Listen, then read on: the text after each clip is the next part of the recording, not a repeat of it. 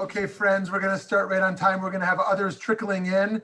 And we know the high majority of our group always listens to recordings instead of live. But we are thrilled to start right on time with everyone who's here in the room for a new Valley Beit Midrash learning program, A Sacred Dialogue, the conversation between liturgy and poetry with Rabbi Hara Person, who I've gotten to know at CCAR and beyond. I've just loved working with CCAR Press and with her. And we're thrilled to be partnering today with our great partners, Temple Solo. We welcome Executive Director Peter Pishko and also my dear friend, Rabbi John Linder. And we're honored to have Rabbi Linder give our formal intro to start us off today. Thank you, Rabbi Linder. Yeah, my honor to do so. So here's the bio I've been given. I will read it. Rabbi Hara Person is the Chief Executive of the Central Conference of American Rabbis, the former Chief Strategy Officer and publisher of the Central Conference of American Rabbis Press, that has published some of Rabbi Yanklowitz's books. She is a 1998 ordinee of the Hebrew Union College Jewish Institute of Religion, holds a BA from our common alma mater, Amherst College, and a MA in Fine Arts from NYU's. I'm not sure what ICP stands for, Rabbi Person. What does it stand for? It's International Center of Photography. It's a different institution, but they had a joint. I should know that. And lives in Brooklyn. And for a moment, Rabbi Yanklowitz, I'm going to take a little executive privilege to add to this ridiculously modest bio of Rabbi Person's. First of all, is important. Rabbi Person is the first woman leader of the four main Reform movement organizations: the Union for Reform Judaism, the Hebrew Union College Jewish Institute of Religion, the Religious Action Center, and the CCAR. That in itself is important, but I think sometimes, Rabbi Person, that gets a little lost in, forget about comparing women leaders, men leaders. There has been no finer leader in our movement than you in any organization. I think that's important to note. And I had the honor to, after the first Matzav in Israel, to travel on a CCAR mission to Israel as the situation, the Matzav was going. And here's what I learned about you. Additionally, Rabbi Person, you can seamlessly move between Hebrew and English. You are open and anxious to hear multiple voices. And you are just a beautifully compassionate human being. So today, everyone, you'll get to experience Rabbi Person as a scholar and a teacher, and just a blessing that I'm able to also add my gratitude to be your friend. John, thank you, Rabbi Linder. Thank you. That was like the most amazing intro ever. Thank you. I'm sorry my mother wasn't here to hear it. Thank you so much. I'm kind of blushing. Thank you. Hard to move on from there because I am embarrassed, but so great to see you all and to be here today to talk about one of my favorite topics, which is prayer and poetry. And I'm hoping that we can really make this a conversation. It's going to be really boring if only I'm talking. So if you're shy and you have your camera off, if there's any way I can encourage you to put your camera on and actually be part of the conversation, that would be great. But I'm not going to force anybody. So what I want to look at first is the really broad question of what is poetry, right? So I'm going to share a couple of ideas, and I'd love to hear some from you as well. So I think one definition of poetry is that it's a way to express the inexpressible, right? I often go to poetry. I love reading poetry, and I go to it often really because of that idea, because I can't find words. I can't find the right words to say what I want to say, and poetry helps me do that. And it can sort of provide words to that which is sort of ineffable. I would say it's also a way to give shape, using words, to a feeling, to an image, to a yearning, to a hope. Poetry kind of gives us an allowance to use words creatively, not in the everyday way, in ways that often aren't right but work. And poetry is metaphor. Anyone want to add anything else? What do you think about when you think about poetry? You can't be shy because it's going to be really boring if you are. Pam. I think it helps give a voice in a very different way when you feel like you don't have one, or to express it in a manner that can mean multiple things to multiple people. So I like the ability that you can be seen, but others can see what they choose to see. Yeah, thank you. Anyone else? Pam was very brave there. Rabbi Person, I would add, I've got a interest in, and maybe you'll speak about it today, how poetry could be connected to an actual image, a photograph, a piece of art, and how that actually works reverse as well, where, and I'm curious whether, you in your own poetry have written poetry from an image. And I forget, there's a fancy name for that, and I forget what it is. But anyway. Yeah, that's a great question. And well, actually, that gives me a good sort of moment to digress. I think that this is totally my personal commentary here, but I think that as Jews, we get metaphor. We're going to talk a lot more about this in a couple of minutes. We get words, we get language. And I'm making a huge gross generalization here. But I think for some people, okay, forget about as Jews, because that's actually not the relevant part of it. But I think as verbal people, it's easier to go to metaphor that's in language form than it is in image, in visual image. And some people it's the opposite, for sure. I mean, we all have different brains and our, different modalities of learning and so on. But really what I'm speaking about is a very specific experience that I had. When we were creating the new Reform Machzor, the High Holiday Prayer Book, which is called Mishkan Nefesh, we wanted to put art into the book. And we wanted to do something abstract. We didn't want illustration. We didn't want art that sort of told people what to think or how to envision something. So we looked for art that was very abstract and evocative.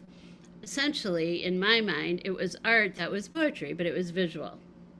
And we went with an artist named Joel Shapiro, who is an abstract artist. And in this case, he created the art for us, and it was woodblock prints. And I thought they were gorgeous and so emotional and so evocative of the themes of Rosh Hashanah and Yom Kippur. And and a lot of people love them, but then also some people really struggled with them. And I got from one synagogue called me to say that the books were all defective and that they had ink spots in the book. Like they literally didn't know what to do with this art and thought it was a printer error. So, it's just funny. I guess what I really mean to say, to correct what I just said at the beginning there, some people are very visual, some people are very verbal, some people, of course, are both. But sometimes we really struggle. So for some people really struggle with poetry. Like they don't get language that isn't straightforward and concrete. Same with visual art. So it's not really an answer to your question. But to me, visual expression is another form of metaphor. It's another form of poetry. And what I learned is that that's not the case for everybody. So that was an important lesson for me to learn there. But anyway, that's really a digression. So we've sort of defined poetry a little bit. And I would argue that prayer is exactly the same, right? Prayer is not, the words of our liturgy are poetic, right? They're not concrete in many cases. And if they are concrete, the concrete images are really metaphors for things that we can't express. And poetry actually has a long history in our Jewish prayer book. So piyutim are liturgical poems. They go back, if you think of like Yehuda Halevi and Solomon ibn Gavriel, like what they wrote are poems. And today they're old, right? They're ancient, and so we don't necessarily look at them as poetry. We look at them as prayer. But they, in fact, are poetry. They're sort of poetic embellishments to the liturgy. And interestingly, the early Reformed prayer books in this country removed most of these piyutim in an attempt to streamline the prayer book, and they were considered sort of excess. And so they were taken out of our prayer book.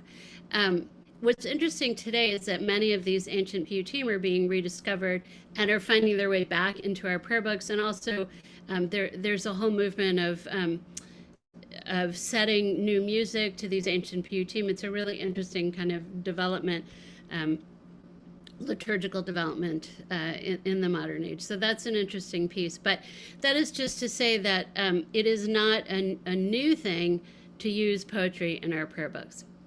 In the early 1970s, modern poetry began to find its way first into the Reformed prayer book and then into the Reconstructionist and conservative prayer books. And also, I should say, we're not just talking about prayer books, we're also talking about other liturgical texts like the Haggadah. So you begin to see at that point contemporary poetry, which is to say the piyutim were written to be used in a liturgical context. Contemporary poetry, the poems that are often finding their way into our prayer book, were not. Right, so if you take, and they're not even necessarily Jewish in origin. I mean, some are, some aren't. But, you know, think about like a Walt Whitman poem, which crops up in our prayer book today, or a Pablo Neruda poem. Those were never meant to be used in a Jewish liturgical setting, of course. But here they are. And so why? So we're going to talk a little bit about this. Rabbi Jacob Pedakowski, who is a rabbi and scholar, wrote the following. Theology is compelled to rely on intimations. When we speak of something of which we only have hints and intimations, we can speak of it likewise only in hints and intimations. We can allude to it and we can suggest it, but we can hardly formulate it in propositions which will pass muster before the bar of logical rigor. We had therefore best express it in the images and nuances of poetry. So that's sort of a great framing from a magnificent scholar about why poetry speaks to the liturgical experience. And if you have any thoughts or anything you want to add, just if you're shy to speak out, you can put it into the chat. So let's think for a minute about what our liturgical metaphors are. Right, so think about prayers that you know from whether it's Shabbat, weekday, high holidays, or the Haggadah. We use metaphors and imagery that made sense in a particular time and place when they were first created, even if today they may feel sort of foreign to us. So let's think about what some of those metaphors and imagery are. I'm going to suggest some. I would love to hear from you, again, whether it's in the chat or just speaking up. So we call God, for example, and I'm trying to go as literal as possible here, but we call God King of the universe, right? God as a king. So we don't really know from kings, right? It's not the metaphor we would use if we were going to be creating prayer today, probably, because it's not a familiar thing in our lives, right? And thank you in the chat for Lauren added king and father, and that's exactly right. We have also Avinu Malkeinu, right, from the high holidays, which we're getting ready for. We have, our father, our king, right? So that's the metaphor right there. What are other kinds of things that you can think of? What's one of the big metaphors for Yom Kippur? Well, for the high holidays as a whole. Right, we talk about the book of life, right? Like, are we, is that a literal book of life, or are we using that as a metaphor to get to something that otherwise would be hard to kind of figure out how to talk about? Using that image gives us a way to talk about really the idea around that, right? We talk about God as a shepherd, and we are the sheep, right? So that's another way to use imagery. I mean, very few of us, I'm going to just guess, are farmers today. You can correct me if I'm wrong. But in an agricultural world, that would have been a metaphor that made sense. We get it. Sheep, shepherds, who's in charge, who leads, who follows, right? And today, that's not necessarily a metaphor that speaks to us in the way that it did in ancient times. So those are just some of the liturgical metaphors that are familiar to us. What else might you add to that list? The opening of the gates, right? The gates themselves, gates, right? Yeah, exactly. Right. We don't live, for the most part, in a world that has gates. And maybe we do. Maybe you live in a gated community, right? I don't know. But, certainly we don't live in cities that are surrounded by gates the way that some were in the ancient world, right? But we still can understand the metaphor, an open gate, a closed gate. We get it. What else? On Tisha B'Av, there's definitely Yerushalayim as an unfaithful wife and a completely broken, distraught person. That's right. Yeah, that's a good one. Complicated one. Yeah, the whole sort of God and Israel and what that relationship is really interesting. Lots of metaphors there. Yeah, thank you. Anything else?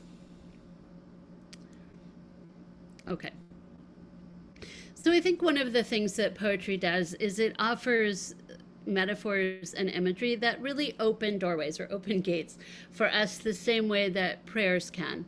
So I would say doorways to feelings that we have that we want to express, feelings like gratitude, maybe thoughts or hopes for peace, hopes for healing, connection to the divine, and so on.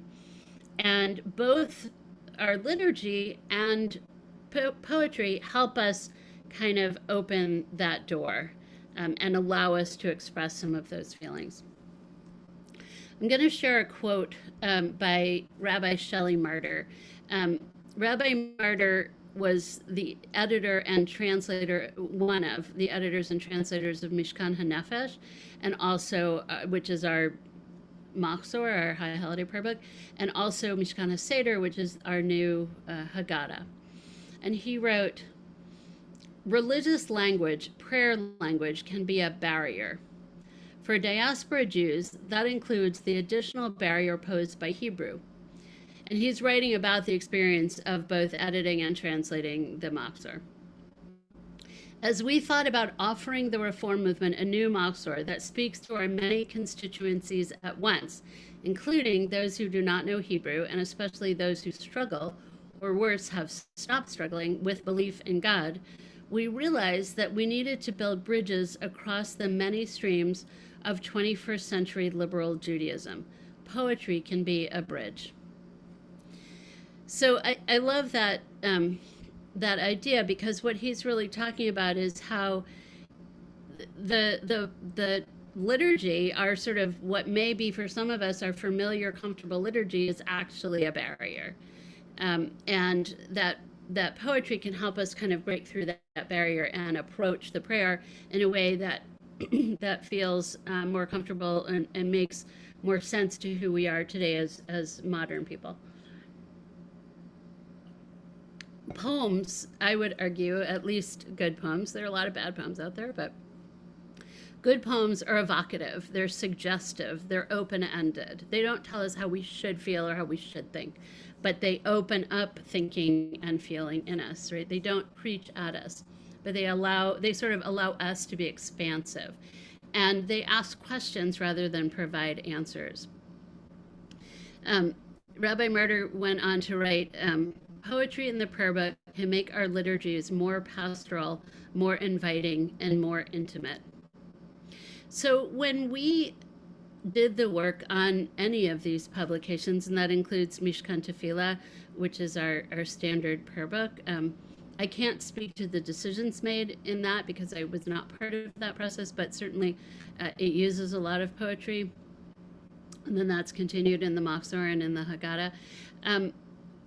Our goal was to use poetry as contemporary piyutim, as these kind of contemporary liturgical poems, even if they weren't written to be that, but really to use them as a bridge between what might be challenging liturgical imagery and people's contemporary lives, with the idea that poetry can sort of pry open the historic liturgical text.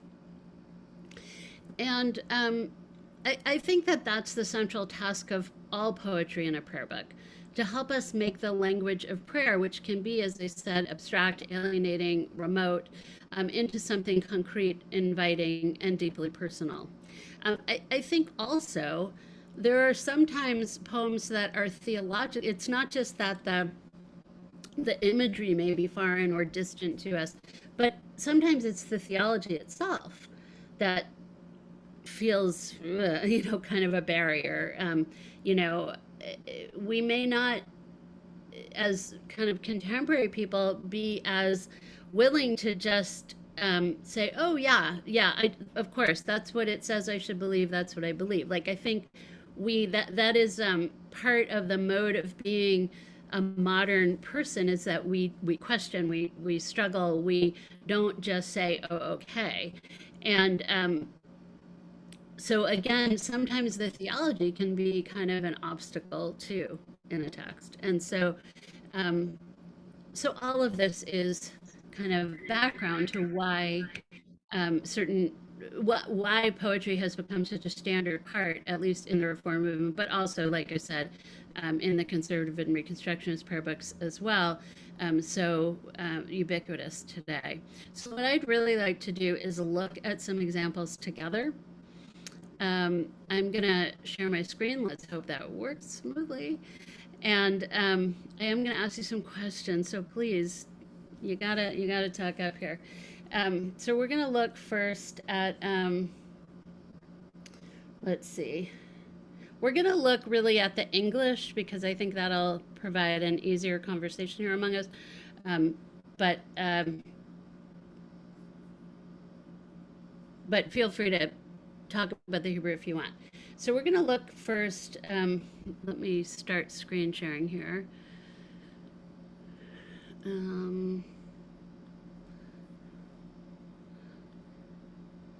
Okay, are you seeing a prayer? Okay, you're seeing a prayer, great.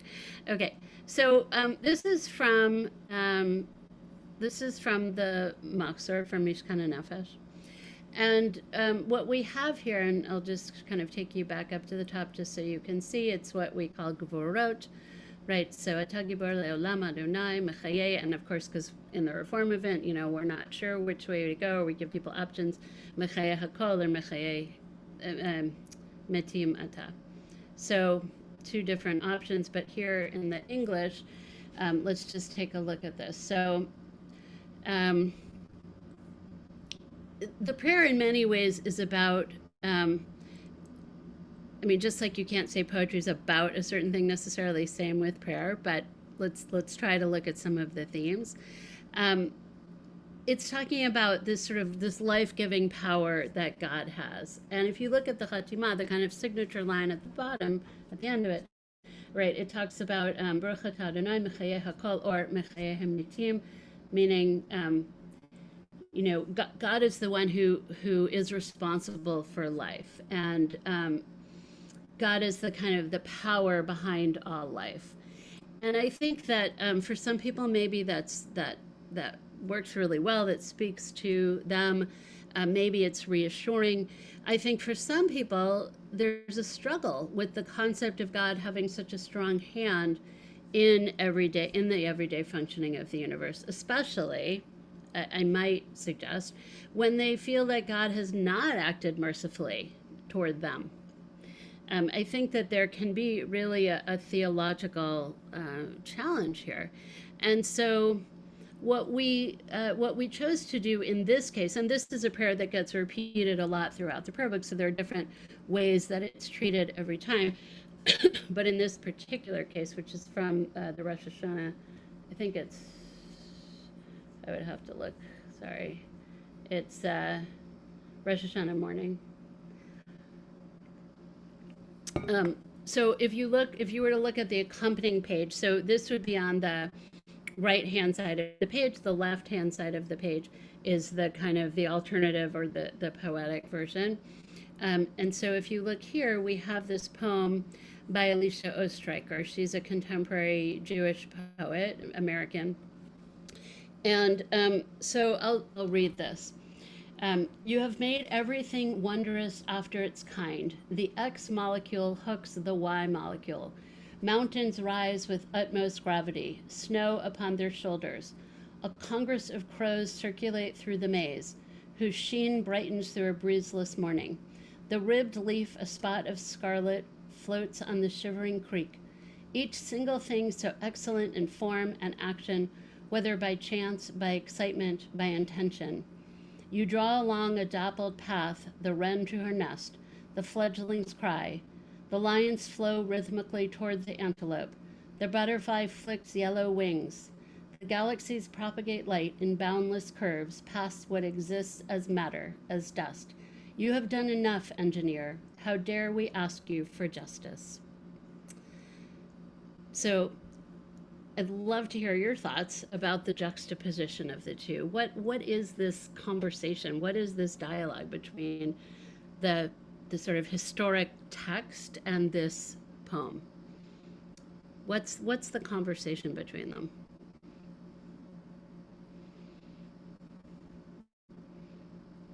Anyone want to jump in?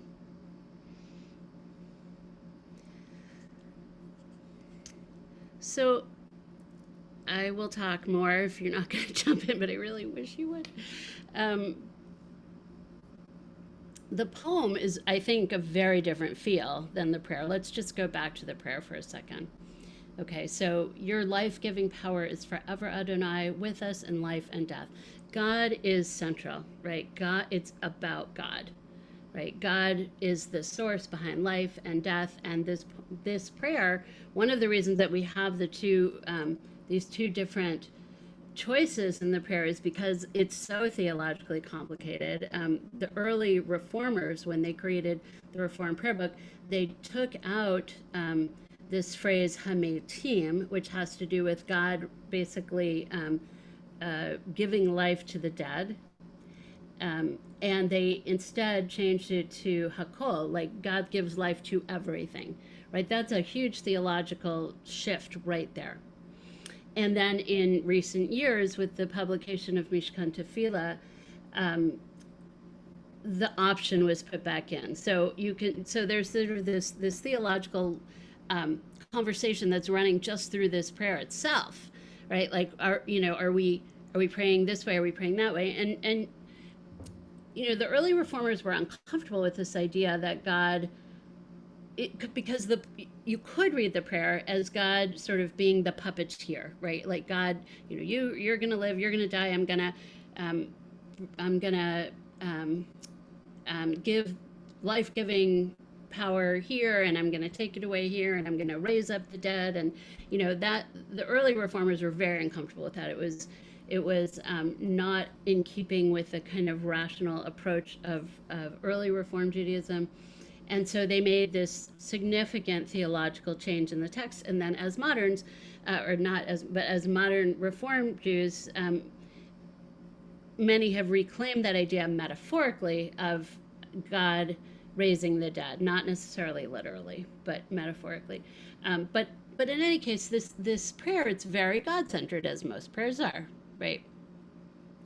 And then, so the poem, completely different. So if the prayer is God-centered, what is the poem doing? And because I'm screen sharing, I can't actually see the chat right now. So please feel free to speak up. I can read you some of what's in there. So Lauren said she's not comfortable with the idea of an unjust God. Mm-hmm. And Lisa said the poem invokes the power of God rather than the mercy of God, like chapter 38 of Job. That's really interesting. Yeah. Yeah, I see the poem as, and there is no one right way to read it, right? But I see the poem as being more of a bird's eye view, and sort of God not having God like creating and activating, but not necessarily pulling the strings in the same way that maybe is implied in the prayer. So the poem is sort of threading the needle differently. Now, to be fair, she didn't write this poem in response to the prayer, right? The editors, just found there to be a dialogue between the two. Hara, But yes. in the prayer, God fixes things. Mm. In the poem, you're an observer of the realities of what life is. Yes, I love that. That's great. Right. Very different. And it also, Rabbi Person, I think it invites that last line. It's like, well, who are we to be like, asking you for justice? I kind of feel like it's a tap on the shoulder for us. Is like, okay, well, where do we fit into this creation? Yeah. I mean, that's such an interesting last couplet there. You've done enough, engineer. How dare we ask you for justice? Like you've created you've given us all of this. You've given us this incredible gift, but it's up to us what we do with it. And that's a very different take than in the prayer, right? So it's much more like we have this responsibility. I think this goes more to the idea of partnership with God. Like you've given us the raw tools. Now it's up to us what we actually do with them and make meaning out of them. And it's up to us to act justly. That's one example right there. I'm going to go, unless anyone has anything else, I'm going to go to the next example. Yeah, if I can say something like further about not being comfortable with the idea of an unjust God, if we're created in the image of God, it's really as I see it, as co-creators, emulating the 13 midot, being just, having rachamim, slow to anger and all that. So to say, well, we shouldn't expect justice from you, is kind of saying like, well, we shouldn't expect justice from ourselves. I think theologically there's a problem there. I think one can still say, okay, I don't see justice in the world, but that's because humans have the freedom. But if we emulated God, we would be just because God is just. Mm-hmm. That's why I said what I said. Yeah, no, thank you for that. I think that there's also a different idea that could be read here, which is not that God is unjust, right? Or that God, perpetrates injustices, but that God is just neutral. That God sort of creates and then lets the world spin on and doesn't get involved, good or bad. And that's a very different, obviously very different theological take than the idea that God is justice and that God activates all justice in the world. And that's, I think, a struggle right there. That's a big struggle. How we see God's role in justice and how we see God's role in the world at all. So I think you pointed out something really important there and really complicated. Well, it's terrifying if you think about it deeply. Yeah. All right, I'm gonna take us to a different, I think I have to unshare and reshare, so hold on. Thank you. Okay, let's see. I'm gonna go to, let's see if this is it. Yeah, okay. So we're gonna take a look at something related to Kol Nidre. Okay. So what we decided to do, Kol Nidre also can be one of the text of Kol Nidre can be one of those barriers also. The idea that all the themes of forgiveness and oaths and promises can be challenging. What we decided to do was keep the text intact, but to bracket it, kind of frame it in a few different ways. So this immediately follows what you're seeing here is the right-hand side of the page, immediately following the actual Kol Nidre text. But it's pretty standard historic text. All shall be forgiven, the entire community of Israel and the stranger who lives in their midst, for all have gone astray in error. Moses prayed to God, as you have been faithful to this people ever since Egypt, please forgive their failings now in keeping with your boundless love. And God responded, I forgive as you have asked.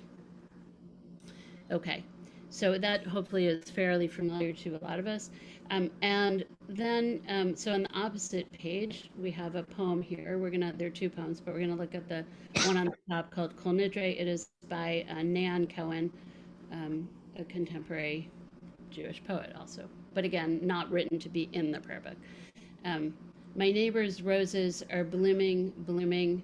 Their perfume spills past me and into the street. The world gives us so much without being asked. But again and again, we break our promises. We breathe, eat, sleep away the glittered nights, spend the tapestried days. These broken promises, let them be forgotten. Our sworn oaths unswear. They drop noiseless on the earth, become the earth.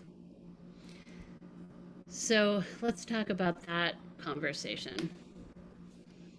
Any thoughts about how this poem interacts with, coming right after Kol Nidre? What do you think? Very human-centered again, not God-centered, but gets, I think, more into the idea of human experience. Life offers us so much. What do we do with it? And so instead of framing it around, this is what we have to do for God, or because God tells us to, this is what we need to do with this great gift that we've been given, right? We sleep away the glittering nights, spend the tapestried days. So it's kind of a reminder, like, you have to really grab life. You have to make the most of it and not just sleep it away. That's one reading, obviously. And you have another chance. Like, let the broken promises be forgotten, our oaths be unsworn. And they go back into the earth. They're not there to keep you from going forward. They're not obstacles for you. But that's just one reading. I would love to hear your thoughts. We can go back to the original for a second, right? I mean, here it's really about our relationship with God here. And in the poem, it's about, I think, our relationship with ourselves and the world around us, our choices and how we live our life. What do you think?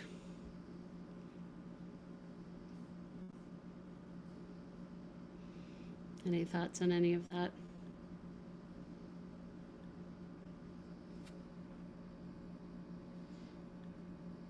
No. I think the earth is rather forgiving as well. And in that way, non-judgmental. So it's so there is some comfort in that. Yeah, I think it's a very forgiving poem because it does tell us to live more consciously, perhaps, or more intentionally, but it is forgiving, right? Dropping noiselessly into the earth, becoming the earth is kind of comforting, and it doesn't hold us back from moving forward. And there aren't going to be terrible punishments. Like, it gets reabsorbed back into the earth and we get to move on.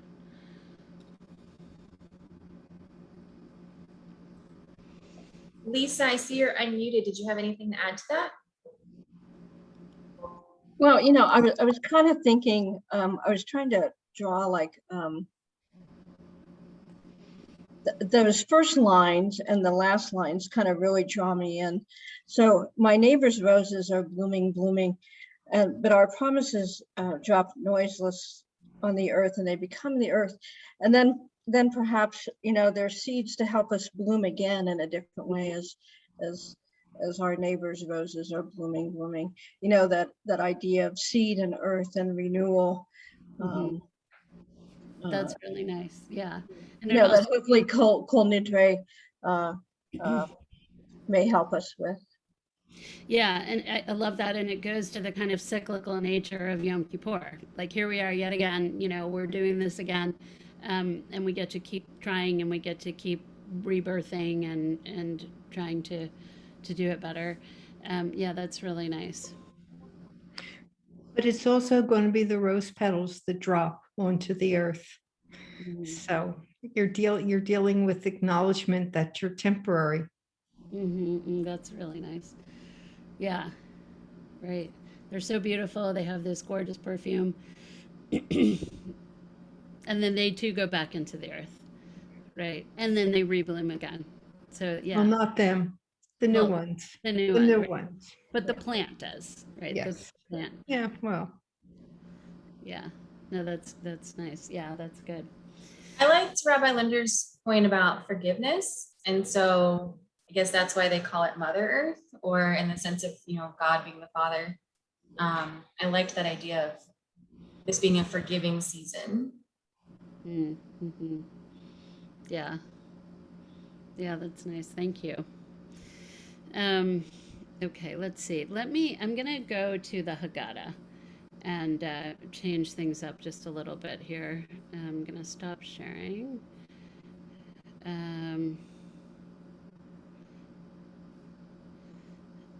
Okay.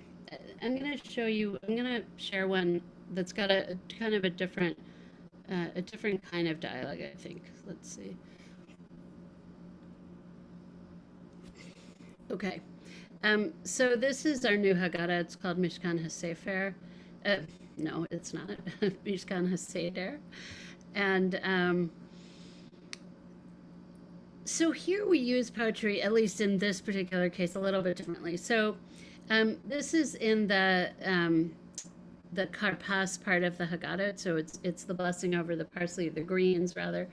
And so we have this beautiful section from Song of Songs. Off then we'll go early to the vineyards to see if the vine is in flower, if its buds have opened, if pomegranates are in bloom.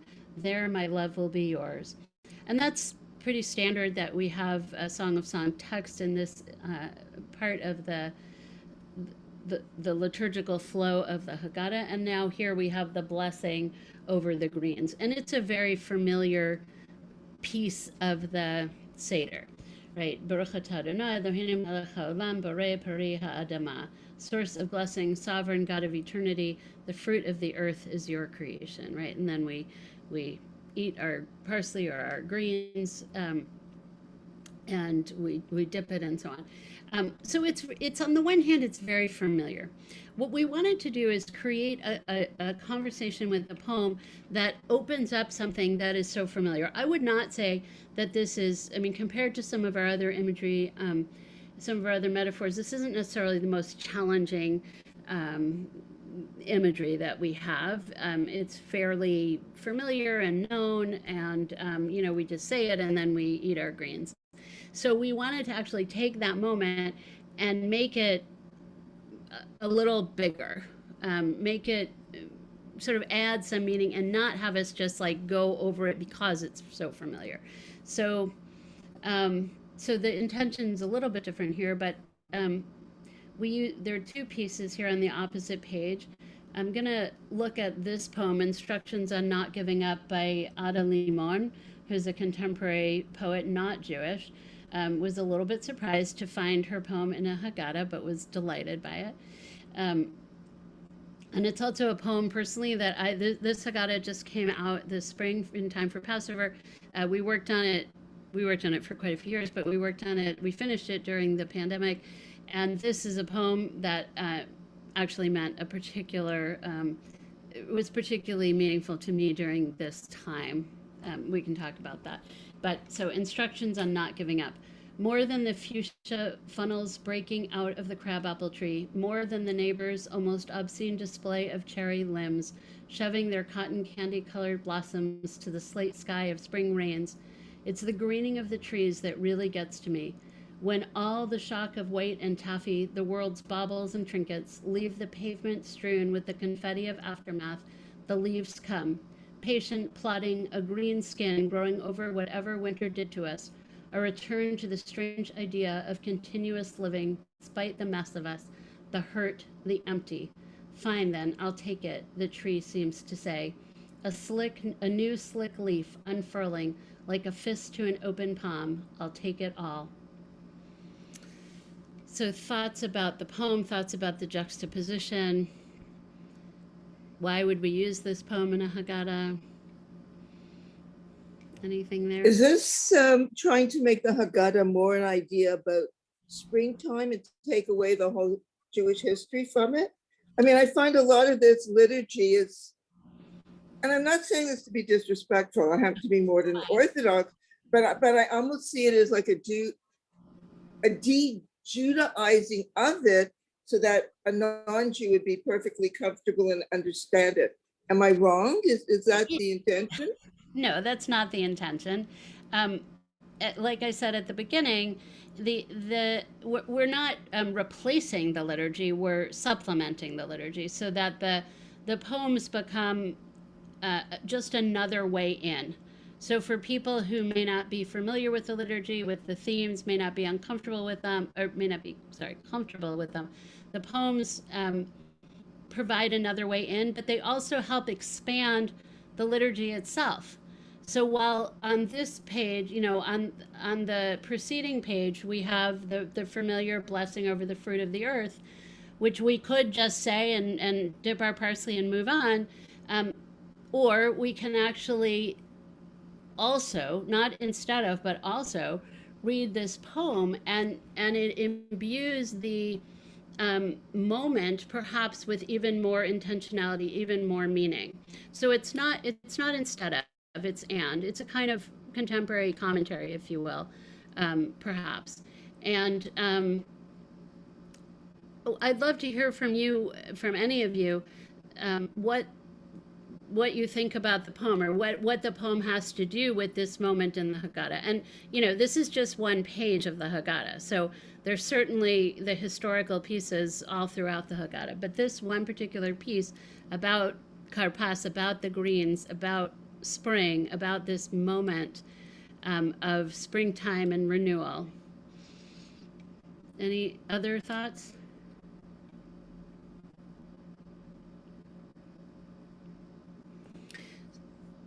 So I'll say that for me, this poem spoke so deeply to me, especially during this year, this idea of like, fine then, I'll take it.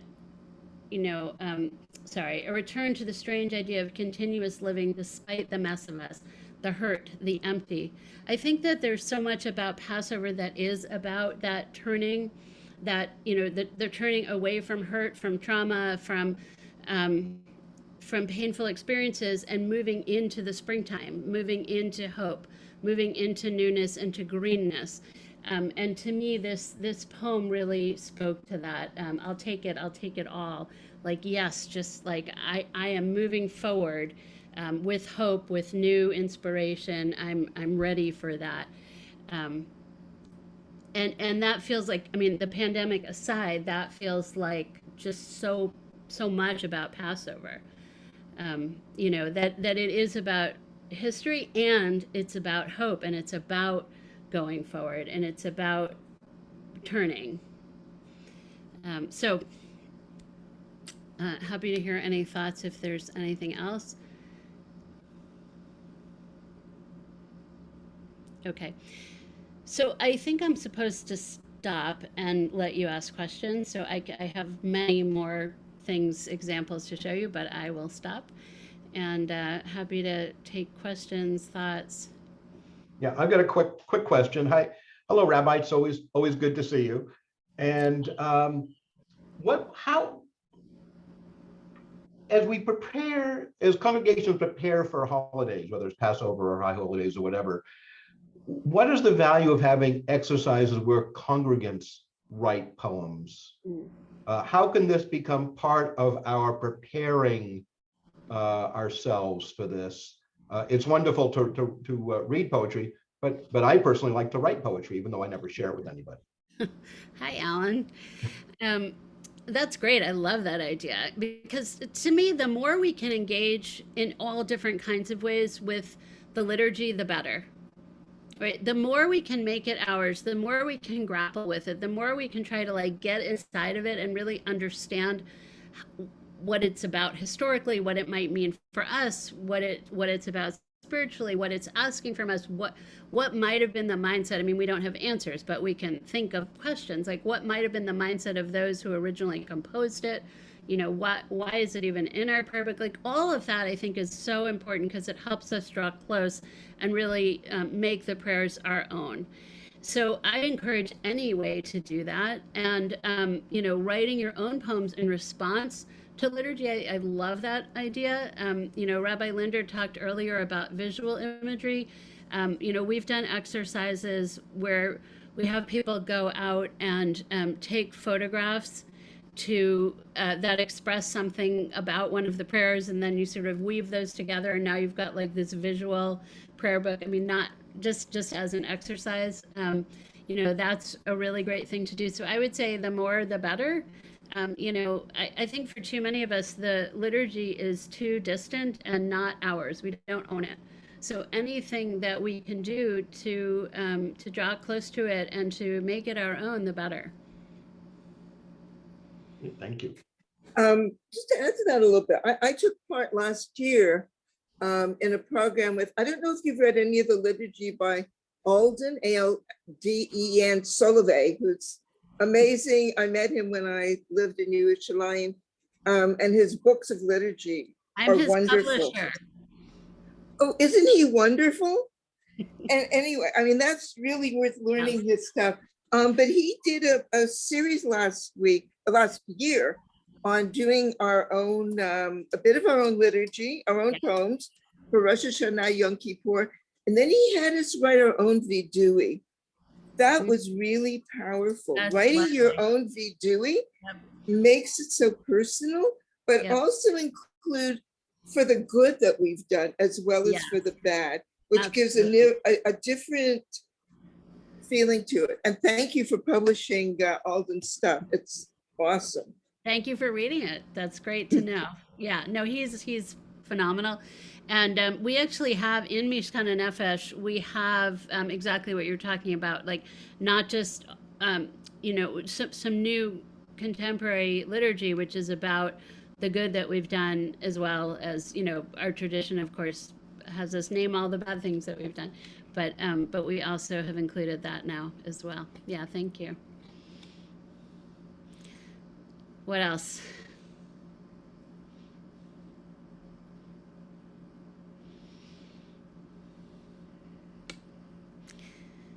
Nothing.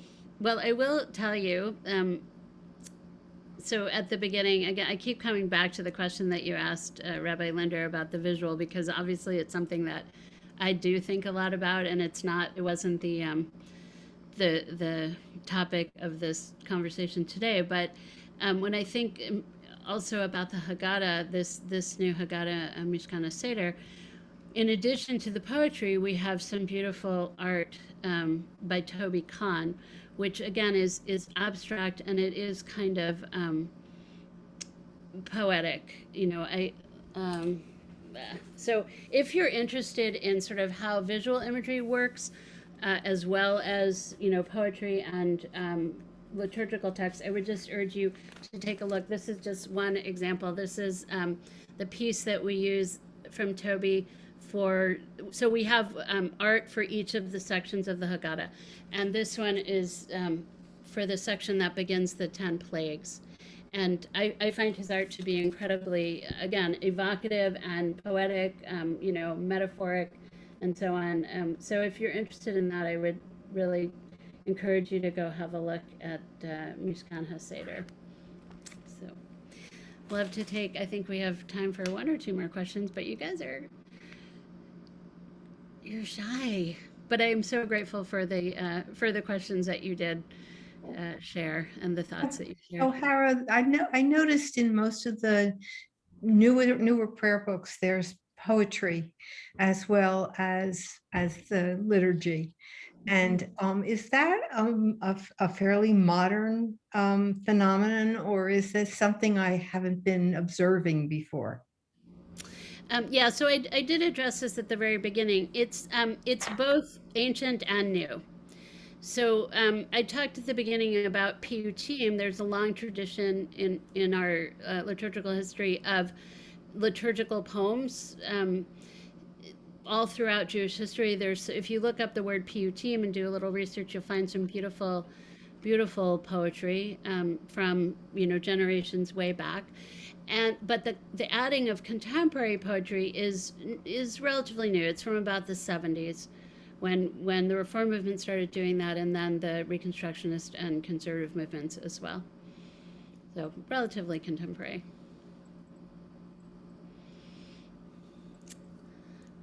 Anything else? No.